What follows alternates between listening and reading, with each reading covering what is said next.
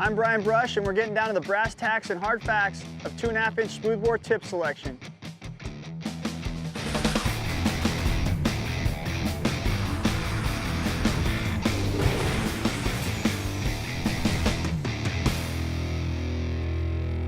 As you can see, choosing the right smoothbore tip for the 2.5-inch nozzle can be a little bit of a challenge.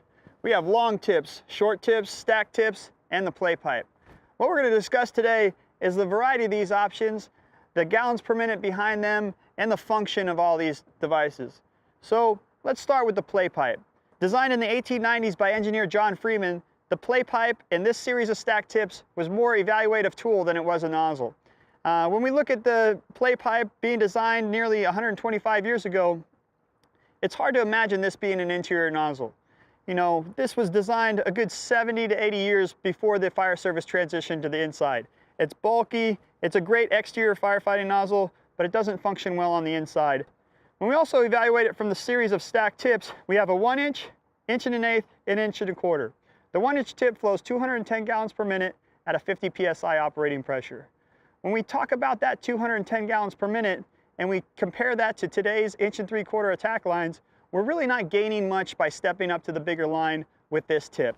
So in the modern firefight, removing the inch tip from our play pipes will help get us into that big line flow of 265 and 328.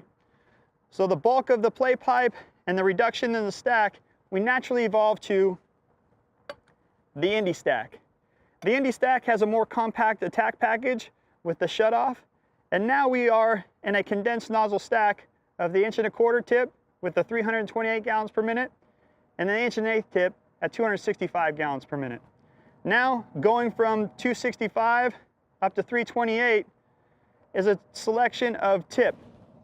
We can flow 265 or remove the tip, go with the 1.25-inch and flow that 328. The rubber bumper also provides protection of the threads in a nice tight package.